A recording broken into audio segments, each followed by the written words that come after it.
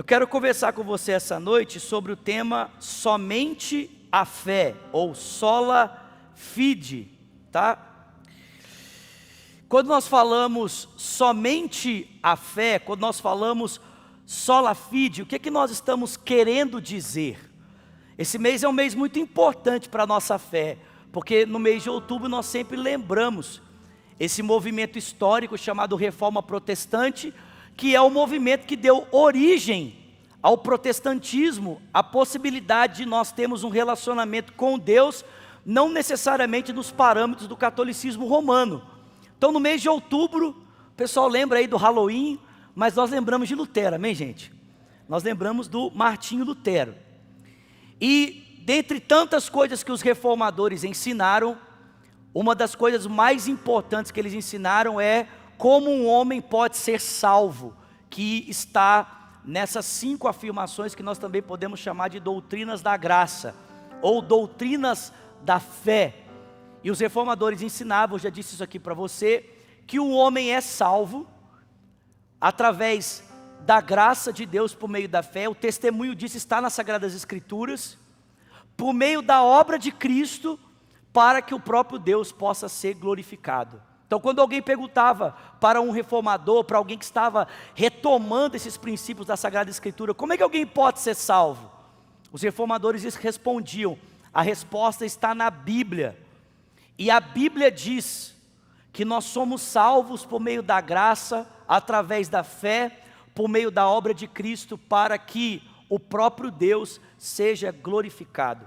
Quando a gente faz essa afirmação, somente a fé, o que é que nós estamos querendo dizer? Nós estamos querendo dizer que nós somos justificados somente pela graça de Deus, por intermédio única e exclusivamente da obra de Cristo, amém meus irmãos? Nós estamos querendo dizer que nada que o homem pode fazer complementa ou dá ao homem o direito à salvação. Nós estamos querendo dizer somente pela fé que quando nós depositamos a nossa confiança em Cristo, a própria justiça de Cristo é nos dada gratuitamente, para que agora nós possamos ser considerados diante de Deus pelos méritos de Cristo, sem que seja adicionado qualquer coisa para que os méritos de Cristo, ou essa posição diante de Deus, seja acessada por cada um de nós, amém? Você pode dar uma glória a Deus por isso? Então, quando a gente diz assim, somente a fé, eu estou dizendo para você, que tudo que a gente precisa para ter uma posição diante de Deus, foi feito por Cristo, e para a gente tomar posse disso, nós só precisamos depositar a nossa fé em Jesus, e nada mais. Não é necessário orar, não é necessário fazer alguma coisa, não é necessário jejuar, não existe nenhuma boa obra que nós possamos acrescentar ao que Cristo fez, para que a gente tenha uma posição aceitável diante de Deus. Por quê?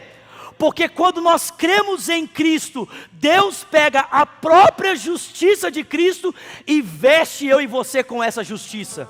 Você pode dar glória a Deus por isso? Só que nós precisamos vencer um bloqueio aqui. E qual é o bloqueio? Que é a nossa compreensão do que significa crer, ou do que é fé. Porque nos nossos dias se fala muito sobre fé. Mas a pergunta é, o que é fé? Se essa fé é tão importante para nós nos apropriarmos dos méritos de Cristo, o que é fé? O que a fé significa? Irmãos, preste atenção. A primeira realidade que eu queria dizer para você é que fé, antes de eu afirmar para você o que fé é, eu vou dizer para você o que fé não é. Então eu queria dizer para você em primeiro lugar que fé não é credulidade, ou fé não é um salto no escuro. Algumas pessoas pensam assim, não, crer é dar um salto no escuro. Crer é você não precisar de nenhum tipo de provas ou evidências, de nenhum tipo de verdade. Fé é um salto no escuro. Aliás, existe um cientista aqui nos Estados Unidos que ele fez a seguinte definição, que a nossa fé, a fé cristã, pode ser definida como sendo uma crença ilógica. Uma crença ilógica em uma coisa que é incoerente e impossível. Irmãos, quando nós falamos sobre crer, não é isso que nós estamos falando. A fé não é um salto no escuro, amém, queridos? Ser crédulo, saltar no escuro, não é ter fé, é ser ingênuo, é estar completamente desprovido de qualquer crítica, de qualquer discernimento, é ser irracional. Preste atenção, queridos, acreditar que para você crer, você não precisa de nenhum tipo de evidência, de razão, de provas, de uma base coerente que te leva a essa convicção, não é ter fé, é ser irracional, é caminhar contrário a tudo aquilo que a Bíblia ensina sobre os fundamentos da fé. É verdade que muitas vezes a Bíblia diz que fé e visão são coisas opostas, mas não fé e razão. É verdade que nem sempre o que cremos pode se ver. Mas, meus irmãos, preste atenção, há uma diferença muito grande em não poder se ver e não se poder pensar sobre o que se crê. Não é porque nós não enxergamos o que cremos, que o que cremos é irracional. Você pode dar glória a Deus por isso? Nas Escrituras, a fé nunca é o contrário da razão, pelo contrário, a verdadeira fé é essencialmente racional. Por quê? Porque ela se baseia no caráter e nas promessas de Deus. O crente em Cristo é alguém cuja mente medita firmemente nas promessas de Deus, adquire por ela certeza e por isso passa a crer no caráter e nas promessas. Então preste atenção, quando nós somos desafiados a crer, né? Alguém fala assim, não, a fé cristã não precisa de provas, a fé cristã não precisa de nada.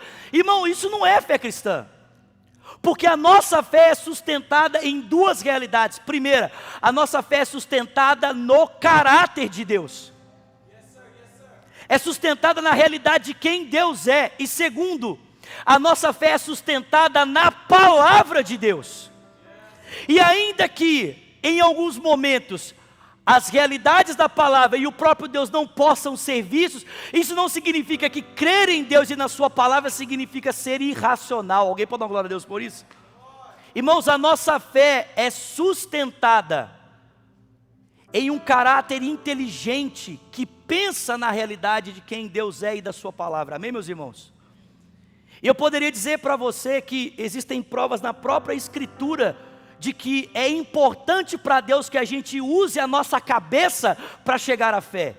Exemplo, quando você olha para a criação, quando você olha para o mundo que Deus criou, você percebe que Deus espera que o ser humano use a sua cabeça e desenvolva a sua razão para chegar à confiança, para ter um relacionamento com Deus. Quando Deus criou os seres humanos, quando Deus criou o homem, para que o relacionamento do homem com Deus fosse possível, Deus falava com o homem. E quando Deus falava, o homem entendia, pensava no que Deus estava falando e agia a partir do que ele compreendia das palavras de Deus. E isso dava a ele confiança para se aproximar, confiança para fazer e para viver tudo aquilo que Deus tinha preparado para ele. Vocês estão comigo aqui? Deus falava, o homem entendia, e a partir desse entendimento, desenvolvia a confiança necessária para fazer, para ser e para se relacionar com o seu Criador. Alguém pode dar glória a Deus por isso? Irmãos, a gente não percebe apenas que a fé e a razão caminham juntos quando nós olhamos para o contexto da criação. Quando nós olhamos para a revelação de Deus, a forma como Deus se mostra para nós, a forma como Deus quer se fazer conhecido para a sua criação, isso mostra para a gente que nós precisamos usar com a nossa cabeça, que nós precisamos de pensar. Exemplo, você olha para o mundo à sua volta, você olha para a criação. Gente, só é possível fazer ciência, porque o mundo em que vivemos é um mundo que tem coerência. Nós chamamos essas coerências de leis. Então o ser humano usa a sua razão para perceber a coerência do universo e transforma essa coerência em frases científicas que ele chama de leis. Exemplo, existe a lei da gravidade, existe a lei da aerodinâmica, existe a lei da termodinâmica. Mas todas essas leis, essas coerências do universo, estão aí para provar para mim e para você, que nós servimos a um Deus inteligente, um Deus que pensa, um Deus que tem criatividade, e que Ele espera que na nossa relação com Ele, a gente coloque o nosso cérebro para funcionar. Mas gente, presta atenção, Deus não espera apenas que a inteligência seja usada quando a gente percebe a criação à nossa volta. Deus também deseja que a inteligência seja usada quando a gente olha para a própria palavra dEle, que é uma outra forma dEle de se relacionar conosco. Gente, eu não sei se vocês entendem isso, mas para Deus é tão importante que você seja racional e inteligente, que Ele deixou um livro para mim e para você lermos, estudarmos, e a partir do estudo desse livro, conhecemos mais sobre quem Ele é. Gente, se Deus não tivesse interessado que a gente usasse a cabeça para chegarmos à fé, ao invés de ter deixado um livro para nós, Ele teria deixado um objeto. Seria mais fácil de repente lidar com o objeto do que lidar com o livro. Mas porque o nosso Deus é inteligente, Ele faz questão de que você use a cabeça para se relacionar com Ele. Ele falou assim, ó, toma aqui um pequeno livro de 66 livros, né, um pequeno compêndio de 66 livros, e leia ele, estude ele, para que você possa me conhecer. Aliás, Jesus disse isso, né? Ele falou assim, olha, vocês estudam as Escrituras porque vocês querem achar a vida eterna? Pois bem, façam isso, estudem mesmo, porque as Escrituras testemunham de mim, e por meio de mim vocês podem encontrar a vida eterna. Vocês estão comigo aqui, gente? Na criação, nós encontramos a revelação de Deus, e para entendermos isso, a gente tem que usar a cabeça. Aliás, o Paulo diz em Romanos, que os homens só não veem o reflexo de Deus na criação, porque ao invés de usarem a sua inteligência para conhecerem a glória de Deus revelada no universo, eles preferem diminuir a capacidade de pensar e construírem ídolos na imagem de répteis, quadrúpedes e aves.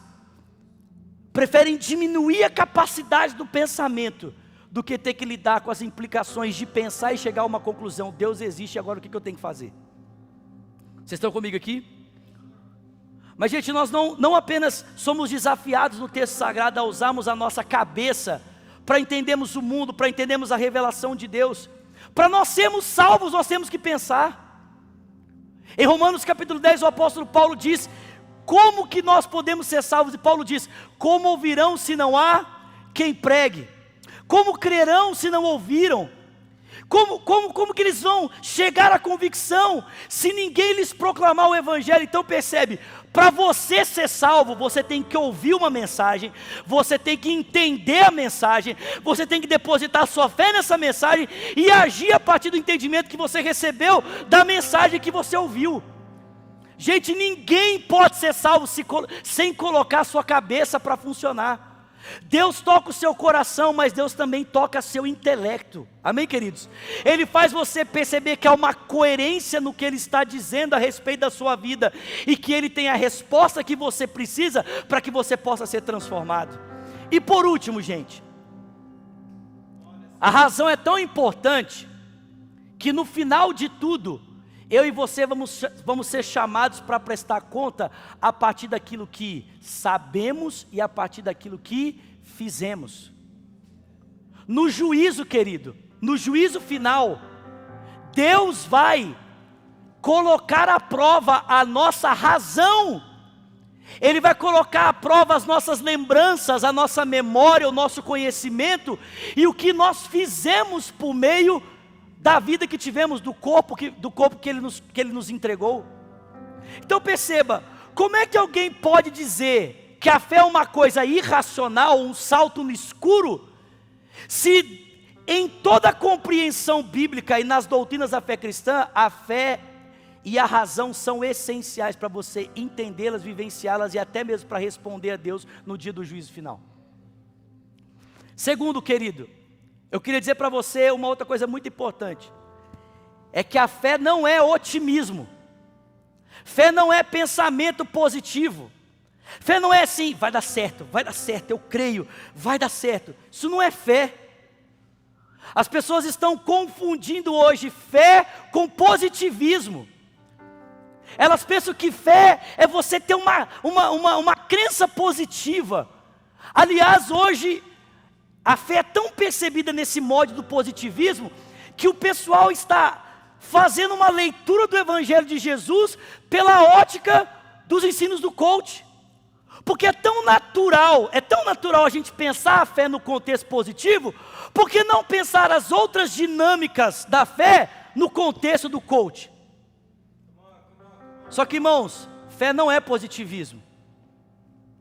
Pelo contrário, biblicamente falando, a fé é uma perspectiva de relacionamento.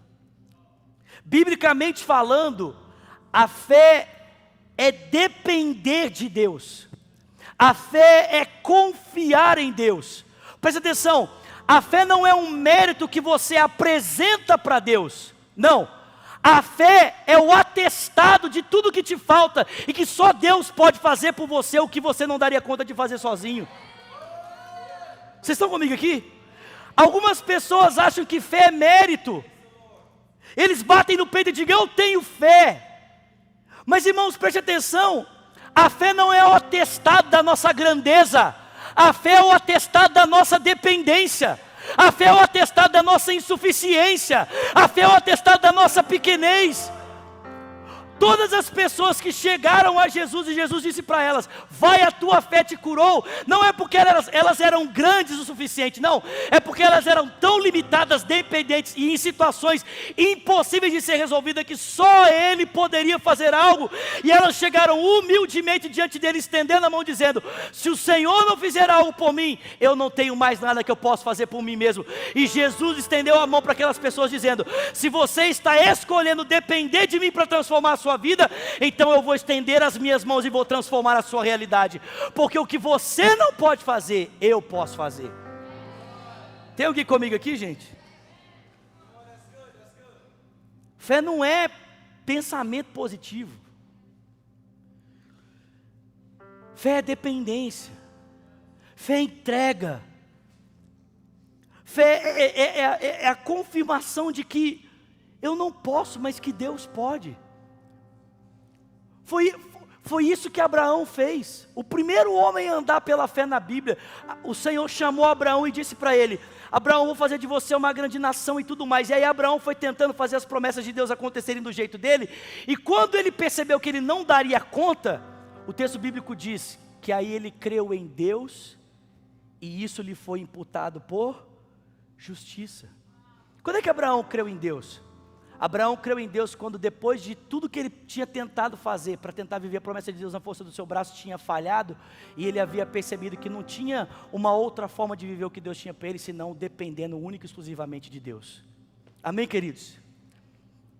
Eu acho que é importante nós frisarmos aqui essa noite, que fé é uma coisa tão importante para Deus, fé é uma coisa tão séria para Ele, que a Escritura afirma que a relação com Deus sempre aconteceu, sempre se deu por esse parâmetro da fé. Abre aí comigo um texto, por favor, em Romanos capítulo 1. Romanos capítulo 1. Tem alguém comigo aqui? Romanos 1, verso 16.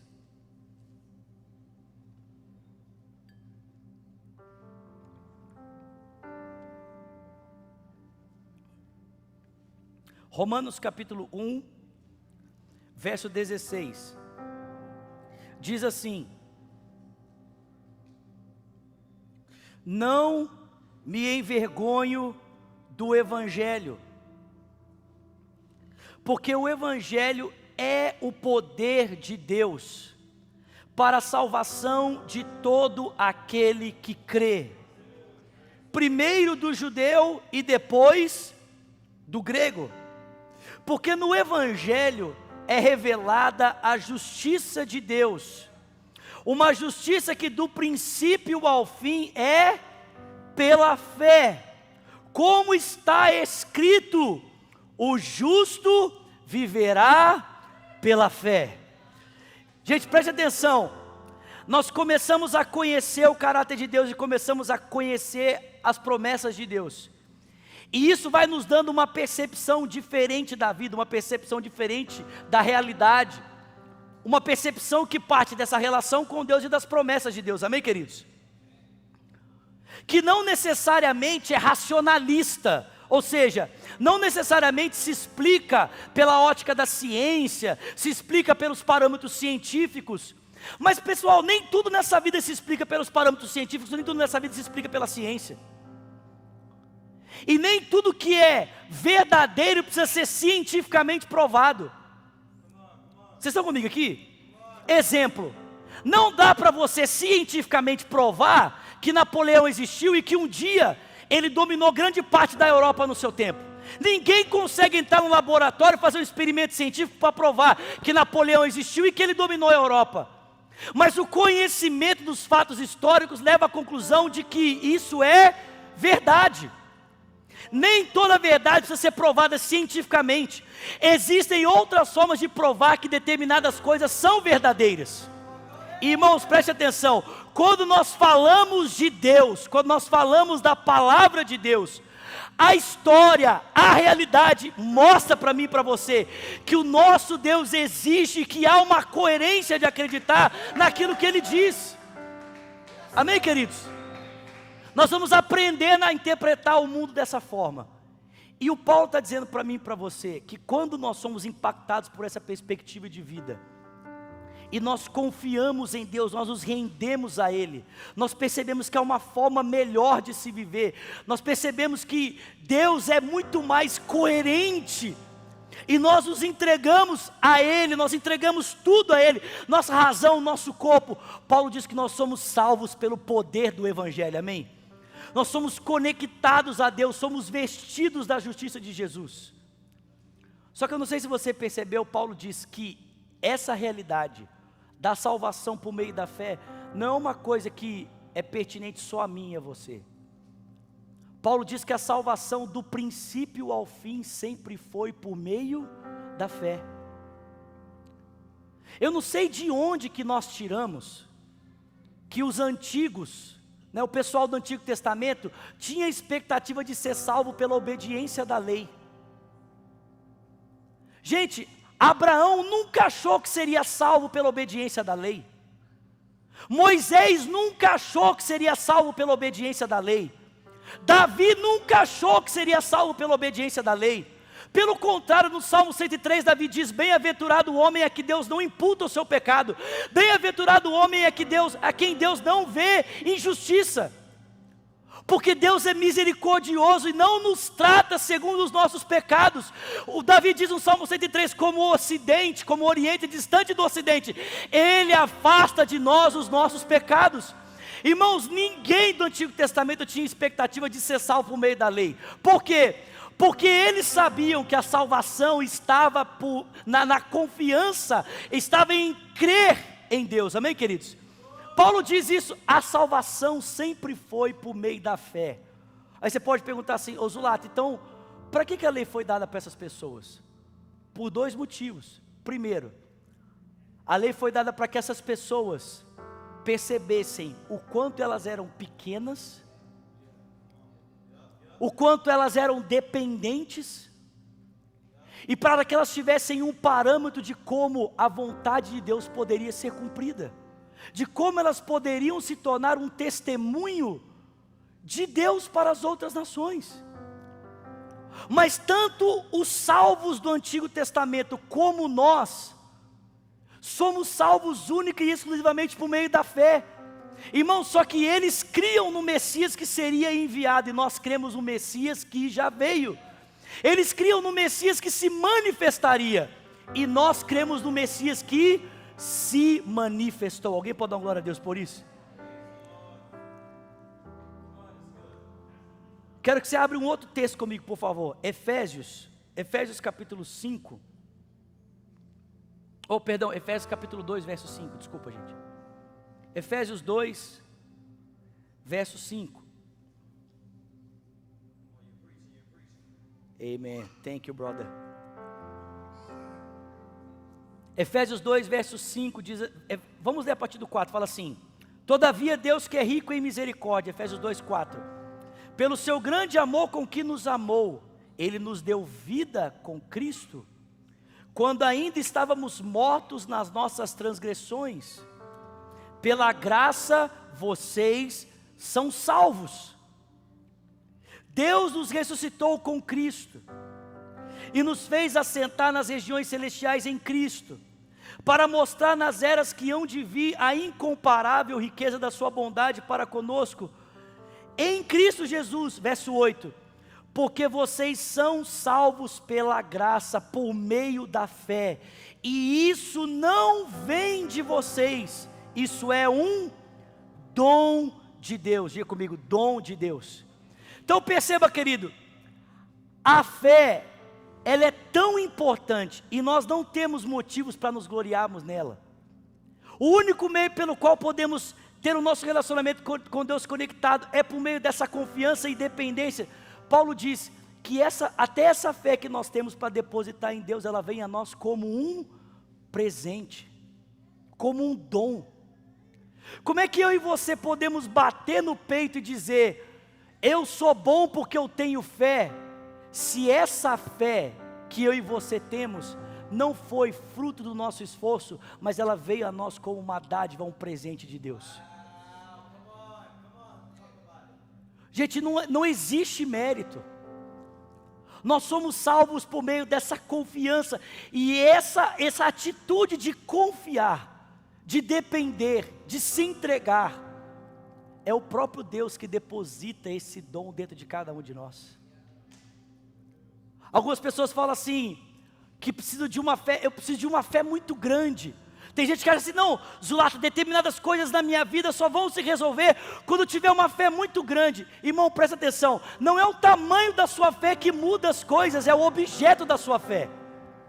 Não é o tamanho da sua fé que faz a diferença, é o tamanho do seu Deus. Você pode ter uma fé grande demais, se ela estiver no Deus errado, ela não vai fazer nada. Mas se você tiver uma fé pequena, do tamanho de um grão de mostarda, projetada, colocada no Deus certo, Jesus disse que essa fé pode mover montanhas.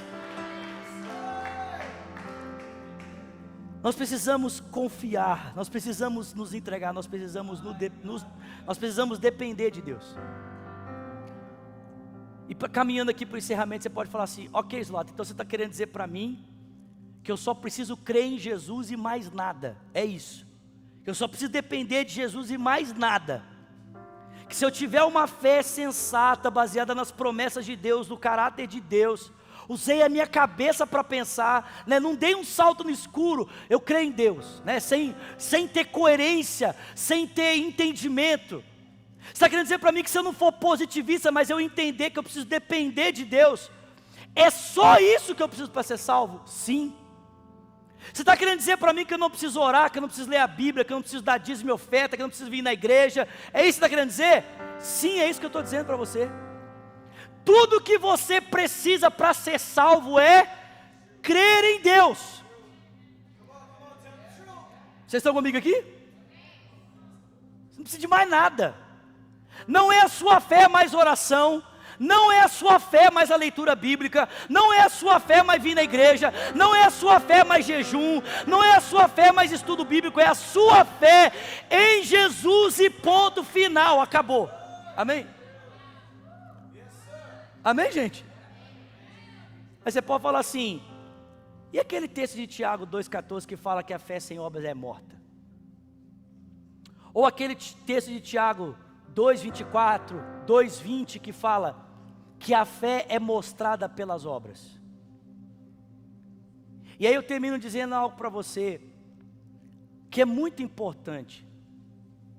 Pessoal, nós não fazemos as coisas que fazemos para ser salvos. Nós fazemos o que fazemos porque somos salvos. Você, presta atenção, você não ora para ser salvo, você ora porque você foi salvo. Você não lê a Bíblia para ser salvo, você lê a Bíblia porque você foi salvo. Você não jejua para ser salvo, você jejua porque você foi salvo. Escute isso aqui. Quando o Tiago fala que a nossa fé sem obras é morta, ele está querendo dizer o seguinte: é que a nossa fé é evidenciada pela vida que a gente vive. A vida que a gente vive mostra se a nossa fé é verdadeira ou se a nossa fé é uma grande mentira. Porque, meus irmãos, preste atenção, se eu digo que tenho fé em Deus, uma fé coerente, uma fé racional, uma fé pautada no caráter de Deus, não um emocionalismo barato, não um salto no escuro. Se eu digo que eu creio em Deus, que eu creio nas promessas de Deus, e não tem assim, né, esse sentimento positivo de fé, mas uma fé coerente, pautada na Escritura, pautada no entendimento do caráter de Deus, mas essa fé não me leva a uma mudança de vida, tem alguma coisa errada com essa fé. Porque a verdadeira fé se evidencia nas atitudes. A minha fé é evidenciada na maneira como eu vivo. Vocês estão comigo aqui? Escute essa frase, olha essa frase. Gente, presta atenção. Pela justiça de Cristo e a nossa fé depositada nele, nós somos quitados da dívida do pecado. Vocês estão comigo aqui? Pela justiça da fé, nós somos livres do pecado, mas pela justiça das nossas obras, nós somos livres da hipocrisia. Ei, vou repetir isso aqui. Pela justiça de Cristo, pela nossa fé depositada nele, Cristo nos livra do pecado, meus irmãos. Mas pela prática da nossa fé, Deus nos livra de uma vida hipócrita. Uma vida que diz eu tenho fé, mas essa fé não se mostra em atitudes coerentes. E eu termino dizendo para você 5 pontos importantes, quatro pontos muito importantes, 4 implicações muito importantes dessa doutrina chamada justificação pela fé ou sola fide. Primeira implicação desse pensamento, é que não existe nada que eu possa fazer para que eu seja salvo. Não existe nada que eu faça que garanta a minha salvação. Nada. Vir na igreja não garante que eu sou salvo. Batizar não garante que eu sou salvo. Dar dízimo não garante que eu sou salvo. Orar não garante que eu sou salvo. Vocês estão comigo aqui, gente? Só tem uma coisa que garante que eu sou salvo. O que é, irmãos? É quando eu deposito a minha fé em Jesus Cristo como meu único e suficiente Salvador. Isso me dá a garantia de que eu sou salvo. Se você está tentando provar para Deus, pelas suas atitudes, que Deus precisa te salvar, se você está tentando acrescentar a obra de Cristo às suas atitudes, meu irmão, você precisa se arrepender. Jesus é suficiente para a sua salvação. Amém? Segundo, nossas obras são sempre fruto do nosso relacionamento com Deus, e não o meio para esse relacionamento. Vou repetir isso aqui. As nossas obras são sempre um fruto do nosso relacionamento com Deus, e não um meio para que a gente se relacione com Ele. Tem gente que acha que para eu me relacionar com Deus, eu tenho que fazer isso, eu tenho que fazer aquilo, eu tenho que fazer aquilo outro, eu tenho que fazer aquilo outro. Não, querido, você não entendeu. Você vai fazer isso, vai fazer aquilo outro a partir de se relacionar com Deus. Deus falou para Abraão: Abraão, anda na minha presença e você vai ser perfeito. Se você andar comigo, eu vou tornar você uma pessoa perfeita, e não o contrário. Seja perfeito para andar na minha presença. Tem gente que está achando que precisa fazer determinadas coisas para que Deus te aceite. Meu irmão, a única coisa que você precisa fazer para Deus te aceitar é crer em Jesus como seu único Senhor e Salvador, e você vai ser aceito. E a partir desse relacionamento com Deus, Deus vai ensinar você uma nova forma de viver. Alguém pode dar glória a Deus por isso? Terceiro, nós não somos salvos pela força da nossa fé. Não é o tamanho da nossa fé que nos salva, mas é a força do nosso Salvador. Não é a força da minha fé que me salva. é a força do meu Salvador. Minha fé é pequena, minha fé é tão pequena. Meu filho, ela pode ser pequena o quanto for, se ela estiver no Salvador que é grande, você vai entrar pelas mesmas portas da eternidade que eu vou entrar. E por último, queridos, a última implicação que eu queria trazer para você é que a nossa fé não é uma fé irracional, a nossa fé não é um salto no escuro. Se nós queremos crescer em fé, se nós queremos crescer na nossa dependência de Deus, tem uma forma muito simples para isso. Paulo não disse que a fé cresce orando. Paulo disse que a nossa fé, ela vem por ouvir e ouvir a palavra de Deus. A fé cresce, querido, não é à medida em que você ora, a fé cresce à medida em que você conhece. A sua fé cresce à medida em que você ouve a palavra, que você conhece a palavra.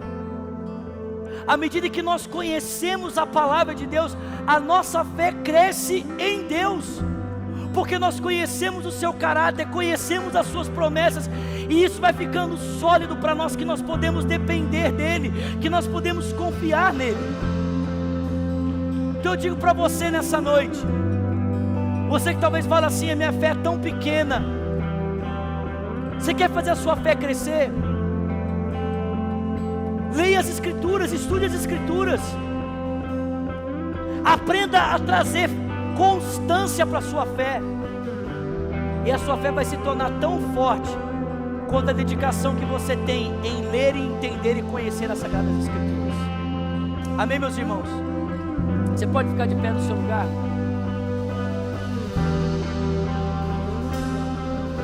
Somente a fé, somente a fé. A fé não é um salto no escuro. Fé não é uma coisa incoerente. Não é você crer naquilo que é irracional, naquilo que não tem lógica. Não é isso. Fé não é você negar a racionalidade do mundo, não é você negar a racionalidade das coisas, não é você viver como uma pessoa cega. Eu escolho fechar os meus olhos para acreditar em Deus. Não é isso. Pelo contrário, quanto mais os seus olhos estiverem abertos, mais você vai perceber que é possível pensar e crer. Fé não é pensamento positivo, não é bater no peito e dizer, eu creio a tal ponto que vai acontecer. Não, fé é dependência. Fé é perspectiva de relacionamento, é entrega. E essa perspectiva de relacionamento está desde o Antigo Testamento até o Novo Testamento. E essa perspectiva de relacionamento se mostra clara aonde? Nas nossas atitudes. É a nossa atitude que mostra o quanto a gente crê, se a nossa fé é verdadeira ou se é só sentimento mental, né? Se é só pensamento positivo. E ela nos leva a abrir mão de qualquer tentativa de completar a obra de Cristo. Ela nos leva a entender que o que eu faço não é para me relacionar com Deus, é porque eu me relaciono com Deus que eu faço o que eu faço. Me livra de ser uma pessoa, né, desculpa a palavra, tapada, né, uma pessoa inteligente, que pensa, que crê. Amém, meus irmãos? Uma fé coerente, uma fé inteligente. Feche os seus olhos, por favor.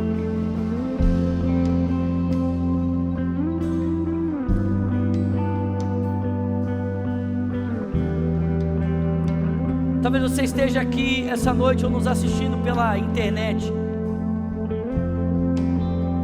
e você é uma pessoa que vive debaixo de medo, vive debaixo de opressão, medo de Deus. Você acha que o tempo todo, quando você não faz alguma coisa certa, Deus vai punir você, porque você acha que o amor de Deus é construído pelo tanto de coisas boas que você faz, e quando você faz alguma coisa errada, o amor de Deus muda por você. Sabe, eu quero que nessa noite você deixe a verdade te libertar. Paulo diz, nós somos salvos por meio da graça, mediante a fé. Paulo diz que o Evangelho é o poder de Deus para nos salvar. tanto o gentil quanto o judeu, porque o Evangelho diz que só há salvação em Cristo, por meio da fé, como está escrito: o justo vive pela fé. Pela fé. Pai, nessa noite eu oro para que o Senhor nos livre desse medo, esse medo de condenação, esse medo do Senhor, esse medo de acusação, como se nós tivéssemos o tempo todo que tentar acrescentar algo ao sacrifício do Teu Filho, para o Senhor nos aceitar. O Senhor já nos aceitou em Cristo, que nós tenhamos ousadia de acreditar nisso. Se a nossa fé é fraca nesse sentido, que nós tenhamos, Pai, a coragem de abrirmos a palavra, estudarmos o texto sagrado, para que por meio do entendimento a nossa fé seja fortalecida e nós sejamos livres dessas cadeias de incredulidade. Não nos deixa, Pai, termos uma fé que é um salto no escuro. Não nos deixe termos uma fé que é um pensamento positivo. Que nós tenhamos uma fé que é pautada no conhecimento de quem o Senhor é e da Tua palavra, das Tuas promessas, da obra de Cristo, para a glória do Teu nome, Senhor. Faça isso nessa noite, eu te peço em nome de Jesus. Com seus olhos fechados, suas duas mãos sobre o seu coração. Com seus olhos fechados, suas mãos sobre o seu coração. Eu queria que você orasse comigo dizendo: Senhor Jesus, diga nessa noite, eu abro o meu coração e eu confesso Jesus Cristo como meu Senhor, como meu Salvador. Diga: Pai, eu entrego a minha vida, reconhecendo que Jesus é tudo o que eu preciso para ser salvo. Ore também dizendo: e eu, Senhor, que um dia andei nos teus caminhos, mas eu me desviei. Diga nessa noite, arrependido, eu volto, na certeza de que o Senhor me recebe. Com seus olhos fechados, suas mãos sobre o seu coração. Se você está aqui nesse auditório ou pela internet, você fez essa oração pela primeira vez dizendo: eu quero entregar a minha vida a Cristo, eu quero depositar a minha confiança nele. Se você está pela internet, você fez essa oração pela primeira vez, ou você diz: eu quero voltar para Jesus hoje, eu queria que você escrevesse aí para nós, hashtag eu volto para Cristo, ou hashtag eu entrego a minha vida a Cristo.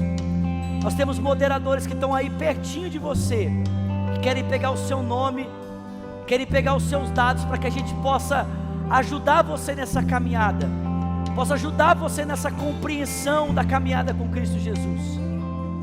Agora, se você está aqui nesse auditório, você fez essa oração pela primeira vez dizendo: eu quero entregar minha vida a Cristo, ou você diz: eu quero voltar para Jesus, e você quer receber uma oração, você quer receber uma oração confirmando essa tua decisão, queria que você levantasse uma das tuas mãos. Eu quero conhecer você, eu quero orar por você. Existe alguém aqui que diz: eu quero entregar minha vida a Cristo, ou você diz: eu quero voltar para Jesus hoje? Levanta bem alto uma das suas mãos. Eu quero conhecer você, quero orar por você. Glória a Deus, glória a Deus, glória a Deus. Pai, obrigado por essa noite, obrigado pela Tua palavra. Leva-nos em paz, assim como o Senhor nos trouxe, guardados e protegidos pela Tua boa mão. E que a graça do nosso Senhor Jesus Cristo, o amor de Deus Pai, a comunhão e o consolo que vem do Espírito, seja com o povo de Deus, aqui e espalhado em toda a terra, desde agora e para sempre. E quem crê diga amém, amém, amém. Deus te abençoe. Vai na graça, vai na paz. Amanhã às 8 horas, para quem for ficar aqui, nós temos o Rocket. Se você quiser ir com a gente, 1h30 nós estamos saindo daqui, ok? Sem atraso, amém, gente? 1h30 sem atraso. Vai na graça, vai na paz. Deus te abençoe, em nome de Jesus. Amém, amém.